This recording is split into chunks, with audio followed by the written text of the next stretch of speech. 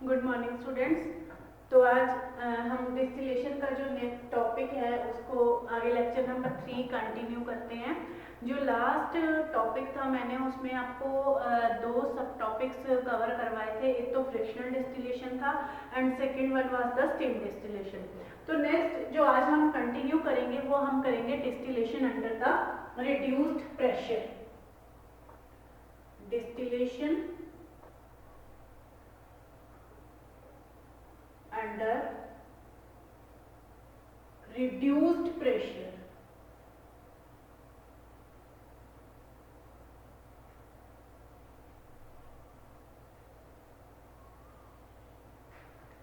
एक चीज और मैं आप लोगों से डिस्कस करूंगी यहाँ।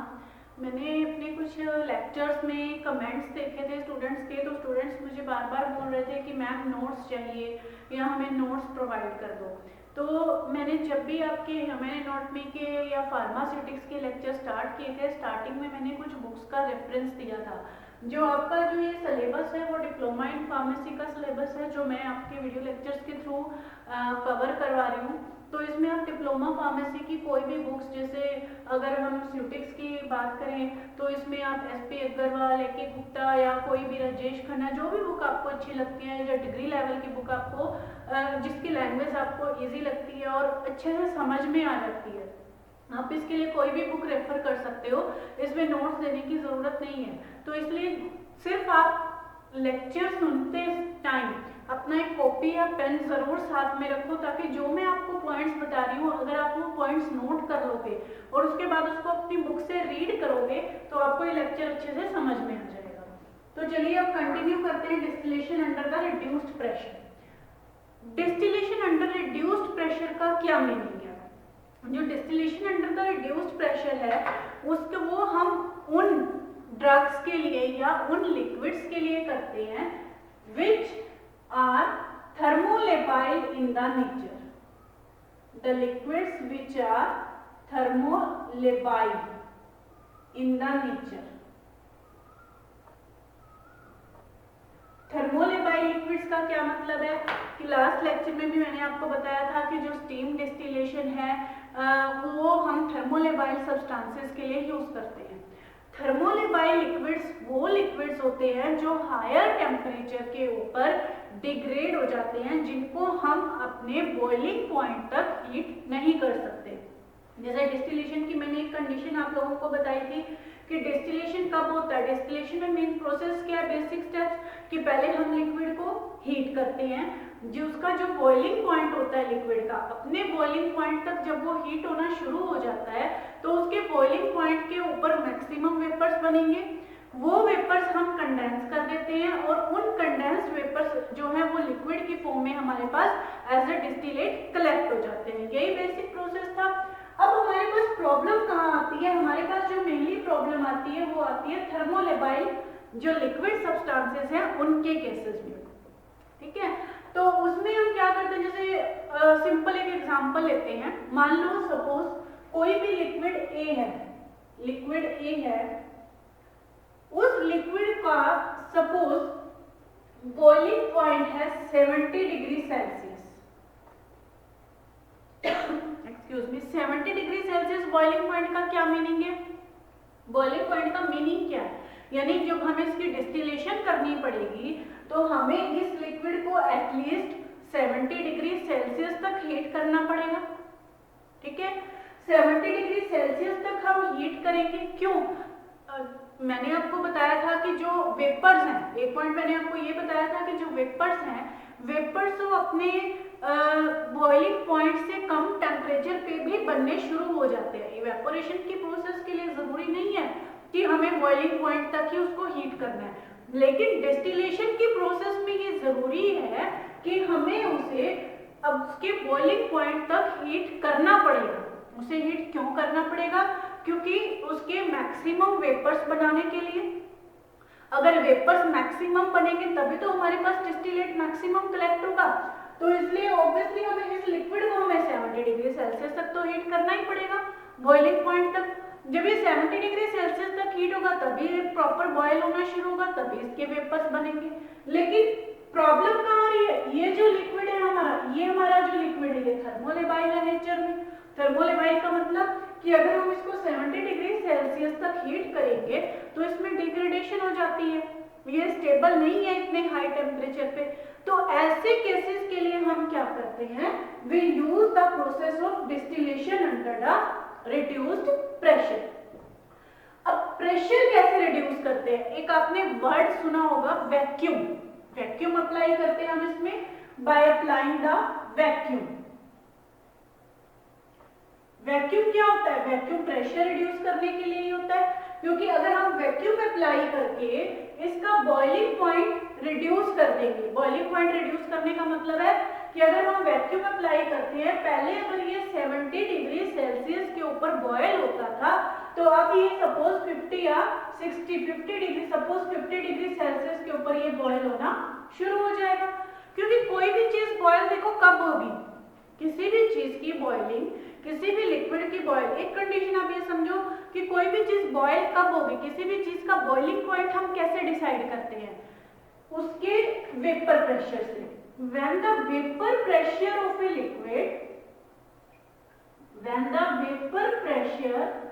a liquid will be equal to atmospheric pressure, ये कंडीशन आप ध्यान में रखो कि अगर किसी लिक्विड का जो वेपर प्रेशर है वो एटमॉस्फेरिक प्रेशर के इक्वल हो जाएगा, that is called as its boiling point. मतलब उसके बॉइलिंग पॉइंट के ऊपर ही उसके जो वेपर प्रेशर है वो एटमॉस्फेरिक प्रेशर के इक्वल होंगे। अगर हम किसी भी प्रोसेस से सरफेस का यानी एटमॉस्फेयर का, लिक्विड के सरफेस का प्रेशर रिड्यूस कर दे, प्रेशर कम कर दे, तो ऑब्वियसली उसका हमें बॉयल भी कम टेम्परेचर तक करना पड़ेगा, कम बॉइलिंग करनी पड़ेगी, क्योंकि कोई भी लिक्विड बॉयल कब होगा, जब उसका वेपर प्रेशर एटमॉस्फेयर प्रेशर के इक्वल हो जाएगा। तो इसके लिए हम distillation under the reduced pressure use करते हैं। इसको हम डायग्राम से देखते हैं, डायग्राम से आपको थोड़ा सा इसका इजीली समझ में आ जाएगा। ये मैंने एक डायग्राम बनाया हुआ है for the distillation under the reduced pressure. दो डायग्राम्स है मेरे पास। ये जो डायग्राम है that is the vacuum steam, vacuum steam, और ये जो डायग्राम है this is for the Claisen flask,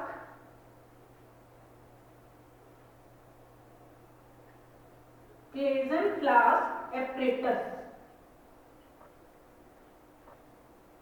for distillation.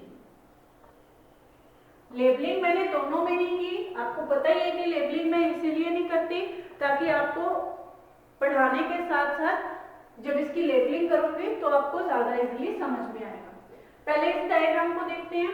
अब जो डिस्टिलेशन अंडर रिड्यूस्ड प्रेशर जब हम करते हैं तो उसके लिए हम एक एपरेटस हम वही यूज करेंगे, एक तो फ्लास्क जिसके अंदर हमने अपने मटेरियल को यानी लिक्विड को हीट करना है, दूसरा हम उसमें यूज करेंगे कंडेंसर ताकि हमारे जो वेपर्स हैं वो कूल हो जाए, और तीसरा हम उसमें यूज करेंगे रिसीवर। वही तीन चीजें मैंने इसमें की हुई है। ये मेरे पास है यहाँ पर रिसीवर, ये डायग्राम आपकी सभी बुक्स में मिल जाएगा आपको। ये यहाँ मेरे पास है कंडेंसर,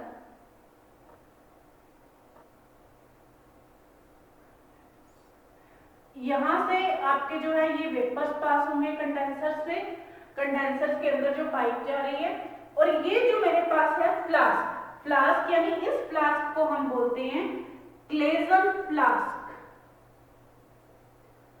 अब इस फ्लास्क में देखो थोड़ा सा इसके अंदर डिफरेंस है। डिफरेंस क्या है कि अभी तक जो हम यूज कर रहे थे, हम यूज कर रहे थे सिंपल फ्लास्क। यहाँ मैंने जो यूज की हुई है, यहाँ मैंने यूज की हुई है डबल नेक फ्लास्क, दो नेक है फ्लास्क की, this is the double neck flask, इसलिए इसको हम क्लेजन फ्लास्क कहते हैं। ये जो डबल नेक फ्लास्क है, इसके एक नेक के अंदर यहाँ तो हमने ये डाली हुई है capillary tube, this is the capillary tube, और दूसरी जो नेक है यहाँ हमने यूज किया है थर्मोमीटर, थर्मोमीटर ताकि हमें टेम्परेचर का पता चल जाए कि किस टेम्परेचर के ऊपर हमारे लिक्विड की बॉइलिंग शुरू हो गई है। अब जिस लिक्विड को हमने हीट करना है उस क्लेजन फ्लास्क में डालेंगे। एक और चीज इसमें आपको ध्यान में रखनी है कि इसको जो हम हीट करते हैं, इसको कभी भी हम डायरेक्ट हीटिंग नहीं करते। इसके लिए हम वाटर बाथ या ऑयल बाथ यूज करते हैं हीटिंग के लिए। वाटर बाथ और ऑयल बाथ। वाटर बाथ और ऑयल बाथ हम इसलिए यूज करते हैं क्योंकि हमें पता है जो हमारी ड्रग है या जो हमारा लिक्विड मटेरियल है, जो सब्सटेंस है जिसको हमने डिस्टिलेट की फॉर्म में कलेक्ट करना है, वो थर्मोलेबाइल है। तो उसकी इसी नेचर को ध्यान में रखते हुए हमने इसको डायरेक्ट हीटिंग ना करके वाटर बाथ या ऑयल बाथ यूज करके इसको हमने हीट करना है। अब जब इसको हम वाटर बाथ और ऑयल बाथ से हम हीट करेंगे, जैसे सपोज अगर हमने 50 डिग्री सेल्सियस, हमें पता है कि हमने उसका बॉइलिंग पॉइंट जो है 50 डिग्री सेल्सियस तक रिड्यूस कर दिया, 70 से 50। तो जो वाटर बाथ और ऑयल बाथ है उसका टेम्परेचर आपने अराउंड 20 डिग्री सेल्सियस ज्यादा मेंटेन करना है ताकि आपकी इसकी जो हीटिंग है वो प्रॉपर हो सके, क्योंकि अब डायरेक्ट तो आप हीट कर नहीं रहे। अब लिक्विड को आपने डाल दिया क्लेजन फ्लास्क के अंदर। इसके अंदर आपने कैपिलरी ट्यूब फिट की हुई है। ये कैपिलरी ट्यूब आपने इस तरह से इतनी थिन है, ये जो इसकी कैपिलरी ट्यूब के अंदर का जो ल्यूमन है वो इतना थिन है कि उसमें से जस्ट आपकी एक्सेस ऑफ गैसेस ही पास होंगी, उसमें से कोई भी लिक्विड बम्पिंग के थ्रू पास नहीं होगा। और ये कैपिलरी ट्यूब डालने का पर्पस इसमें क्या है कि इसमें जो लिक्विड की बम्पिंग है वो ना हो, क्योंकि ऑब्वियसली जब हम लिक्विड अपने बॉइलिंग पॉइंट के ऊपर जब बॉयल होना शुरू हो जाएगा तो उसमें बम्पिंग होगी। तो उस बम्पिंग के रिस्क को खत्म करने के लिए हमने इसमें कैपिलरी ट्यूब डाली है। यहाँ हमने इसमें थर्मोमीटर डाला है ताकि इस थर्मोमीटर से हमें टेम्परेचर पता लगे कि किस टेम्परेचर के ऊपर हमारा लिक्विड हीट हो रहा है। अब जैसे जैसे इसमें हीटिंग होगी, इसके बॉइलिंग पॉइंट से यहाँ पर हमारे जो है कंडेंसर से इसके वेपर्स पास होंगे। ये वेपर्स यहाँ से कंडेंस हो गए, यहाँ हमारे पास ये रिसीवर में कलेक्ट होंगे। लेकिन इसमें एक चीज और आपने ध्यान में रखनी है, यहाँ जो मैंने इसके साथ ये अटैच किया हुआ है, this is the vacuum pump. Vacuum, this one is the vacuum pump.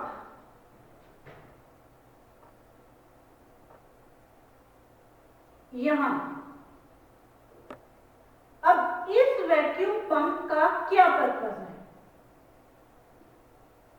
इस वैक्यूम पंप का क्या पर्पस है? इस वैक्यूम पंप के बेस पे ही तो हमारी ये प्रोसेस हो रही है, distillation under the reduced pressure. यहाँ मैंने एक पॉइंट नोट किया था कि जो हम प्रेशर है, सरफेस का प्रेशर है, उसको रिड्यूस करने के लिए हम वैक्यूम यूज करते हैं। वैक्यूम यूज करने से क्या होगा कि जो लिक्विड का सरफेस है, ये जो सरफेस है, यहाँ जो एटमॉस्फेरिक प्रेशर है लिक्विड का वो कम हो जाएगा। एटमॉस्फेरिक प्रेशर कम होने की वजह से हमें लिक्विड का जो बॉइलिंग पॉइंट है वो ऑटोमेटिकली कम हो जाएगा। कम टेम्परेचर पे जो है लिक्विड हमारा बॉयल होना शुरू हो जाएगा। तो ये जो वैक्यूम पंप से हम सबसे पहले क्या करेंगे, वैक्यूम क्रिएट करके एटमॉस्फेरिक प्रेशर को रिड्यूस करेंगे। एटमॉस्फेरिक प्रेशर जब हमारा रिड्यूस हो जाएगा तब उसके बाद हम इसकी यहाँ से हीटिंग स्टार्ट करेंगे। क्लियर है ये पॉइंट? इसको हम दोबारा से एक बार फिर से मैं आपको रिपीट कर देती हूँ कि ये क्लेजन फ्लास्क एक्चुअली है क्या। इसको मैंने स्टार्टिंग से स्टार्ट करते हैं कि ये प्रोसीजर हमने फॉलो अप कैसे करना है। तो ये है distillation under the reduced pressure. Distillation under the reduced pressure by using the Claisen flask apparatus। ये जो Claisen flask apparatus है, इसको हम यूज करते हैं to distillate the thermolabile substances or the liquids which are not stable at the higher temperature। तो उस case में हम क्या करेंगे, एक स्पेशल टाइप का apparatus यूज करते हैं, that is like the round bottom flask। Round bottom flask की तरह ही है ये। इसमें डबल नेक apparatus है। ये डबल नेक apparatus, एक नेक के अंदर हमने इसमें डाली कैपिलरी ट्यूब, दूसरी नेक के के अंदर हमने इसमें डाली थर्मोमीटर। कैपिलरी ट्यूब को डालने का पर्पज इसमें यही है कि जो लिक्विड की पंपिंग है उसके रिस्क को हम अवॉइड कर सके और इससे जो एक्सेस ऑफ गैसेज है वो रिलीज हो सके, और थर्मोमीटर से ताकि हमने कितने टेम्परेचर पे हमारे लिक्विड की बॉइलिंग स्टार्ट हुई है उसको हम नोट कर सके। इसके साथ हमारा ये साइड ट्यूब से कंडेंसर अटैच है और वो कंडेंसर यहाँ एक रिसीवर के साथ कनेक्टेड है। यहाँ मैंने एक जो रिसीवर से ऊपर एक ट्यूब है उसके साथ मैंने वैक्यूम पंप अटैच किया हुआ है।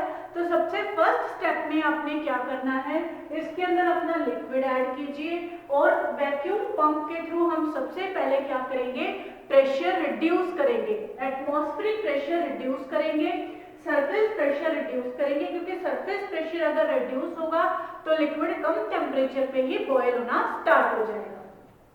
इसके बाद हम क्या करेंगे, इसको हीट करेंगे।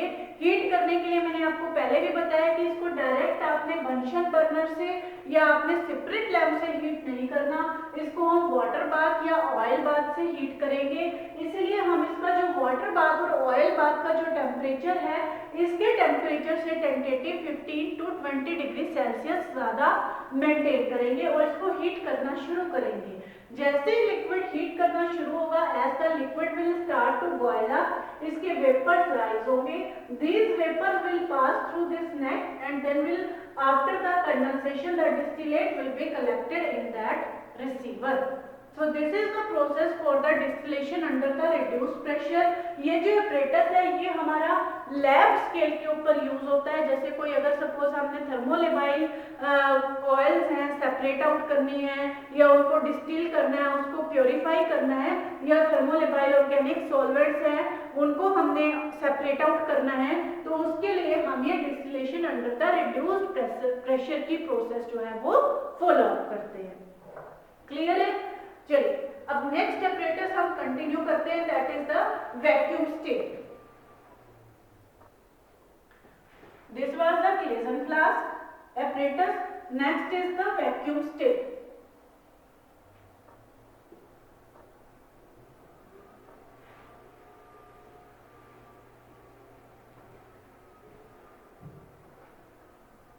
This is the vacuum still. Vacuum still और Claisen फ्लास्क apparatus दोनों का प्रिंसिपल, बेसिक प्रिंसिपल सेम ही रहेगा कि इनको हम यूज थर्मोलेबाइल ड्रग्स के लिए ही करते हैं, by reducing the surface pressure और by reducing the atmospheric pressure. लेकिन इसमें डिफरेंस कहाँ है, जो वैक्यूम स्टिल है, वैक्यूम स्टिल को हम लार्ज स्केल प्रोडक्शन में यूज करते हैं। लेबोरेटरीज में हम Claisen फ्लास्क apparatus यूज करते हैं और फार्मास्यूटिकल इंडस्ट्रीज के अंदर हम वैक्यूम स्टिल को यूज करते हैं। अब देखते हैं इसकी वर्किंग क्या है वैक्यूम स्टिल की, और वैक्यूम स्टिल का apparatus कैसे काम करता है। ये हमारी है इसके अंदर वैक्यूम स्टिल, ये इसकी है स्टील की jacket. This is the steel jacketed vacuum still.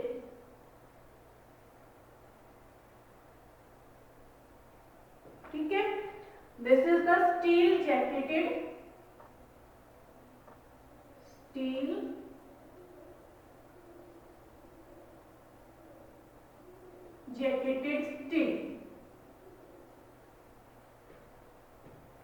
जो ये नीचे आप इसमें देख रहे हो, यहां इसके अंदर होती है स्टील जैकेट, स्टील की है ये, और इसके यहां इसमें फिल है स्टील।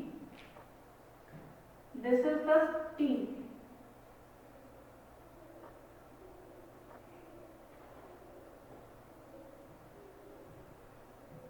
ये यहां से इसमें आपके पास होंगे वेपर्स, ये सारे इसके अंदर वेपर्स पास हो रहे हैं।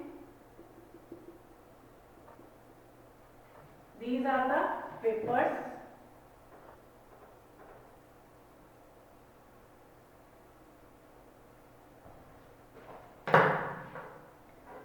This one is the condenser।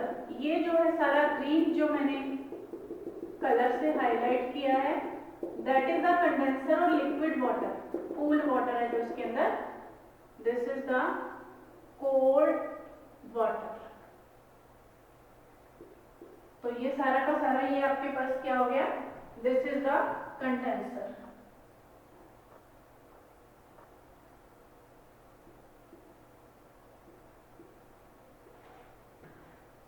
ये जो मैंने इसमें नीचे लगाए हुए हैं यहाँ, these are vacuum pump,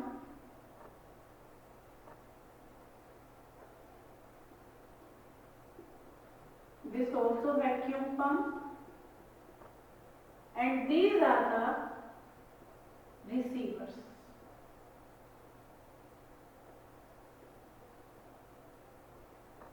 clear है? मेरे ख्याल से अब डायग्राम की जब मैंने लेबलिंग की तो उससे आपको वर्किंग इसकी समझ में आ गई होगी कि इसकी वर्किंग कैसे हो रही है। लार्ज स्केल प्रोडक्शन के ऊपर या फार्मास्यूटिकल इंडस्ट्रीज के अंदर वैक्यूम स्टील यूज की जाती है। फॉर द थर्मोलेबाइल प्रोडक्ट्स के लिए, थर्मोलेबाइल लिक्विड्स को डिस्टिल आउट करने के लिए हम वैक्यूम स्टील का यूज करते हैं। क्लेजन फ्लास्क में तो हमने जो है ग्लास एपरेटस को यूज किया था, लेकिन इसके अंदर हम क्या यूज करते हैं, इसके अंदर हम यूज करते हैं steel jacketed steel. Steel jacketed का मतलब है कि ये जो इसकी बॉडी है जिसके अंदर हमने यहाँ वाटर फिल किया हुआ है, यहाँ सारा आपका वाटर नहीं सॉरी लिक्विड है, दिस इज द लिक्विड, जिस लिक्विड को आपने डिस्टिल करना है, ये लिक्विड आपने इसके अंदर फिल किया हुआ है। नीचे यहाँ इसमें स्टीम बन रही है, तो ये हम स्टील की इसलिए रखते हैं, इसमें स्टील की स्टील जैकेटेड जो एपरेटस हम इसलिए यूज करते हैं क्योंकि इसके अंदर इतना ज्यादा, जब हम वैक्यूम मतलब यहाँ से वैक्यूम अप्लाई करेंगे, प्रेशर रिड्यूस करेंगे, तो जैसे ही लिक्विड बॉयल होना शुरू होगा तो हाई क्वांटिटी होने की वजह से प्रेशर भी बहुत ज्यादा हाई मेंटेन होगा वेपर्स का, जिसकी वजह से इट में leads to the bursting of the glass apparatus. तो उन ग्लास एपरेटस की बर्स्टिंग को बस्ट के होने के रिस्क को रिमूव करने के लिए हम यहाँ पर स्टील का एपरेटस यूज करते हैं। अब यहाँ से जब ये हीट होगा, हीट होने के बाद यहाँ से क्या होगा, इसके वेपर्स बनेंगे। वेपर्स बनने के बाद ये वेपर्स देखिए इसमें जहाँ ये रेड जो कलर के मैंने इसमें वेपर शो किए हैं, ये वेपर्स एक थ्रू द कंडेंसर पास होंगे और यहाँ से कंडेंसेशन हो जाएगी। यहाँ हमने इसमें रिसीवर के साथ, वहाँ पहले क्लेजन फ्लास्क में भी रिसीवर से जस्ट पहले वैक्यूम पंप अटैच किया हुआ था, तो यहाँ भी इसमें हमने वैक्यूम पंप अटैच किए हुए हैं। ये तो मैंने आपको इसमें 2 वैक्यूम पंप है, इसमें मल्टीपल वैक्यूम पंप भी अटैच किए जा सकते हैं, क्योंकि इससे क्या होगा कि वेपर प्रेशर रिड्यूस होगा। वेपर प्रेशर रिड्यूस होने के बाद जो लिक्विड है आपका वो कम टेम्परेचर के ऊपर ही बॉयल होना शुरू हो जाएगा, उसका बॉइलिंग पॉइंट ऑटोमेटिकली रिड्यूस हो जाएगा और जो उसकी थर्मोलेबाइल नेचर को प्रोटेक्ट करते हुए, लिक्विड की डिग्रेडेशन को रोकते हुए हम लिक्विड को इजिली डिस्टिल आउट कर सकते हैं। तो ये जो 2 प्रोसेसेस थी हमारी, by using the Claisen flask and by using the vacuum steel we can do the distillation under the reduced pressure for the thermolabile substances for the liquids which are not stable at very high temperature। इसके अंदर जो ये vacuum steel है या जो Claisen flask है, ये दोनों ही ऑपरेटर्स इंपॉर्टेंट है। अगर आपको इनकी वर्किंग समझ में आ जाती है, इनके डायग्राम समझ में आ जाते हैं, तो आप इसके इजिली प्रोसेस या जो भी इनके यूजेस या जो इसकी वर्किंग है आप इजिली अच्छे से एक्सप्लेन कर सकते हो। तो होप सो आपको ये लेक्चर पसंद आया होगा। नेक्स्ट लेक्चर में हम इसको कंटिन्यू करेंगे with the purified water, water for injection और उनको बनाने के मेथड। Thanks a lot.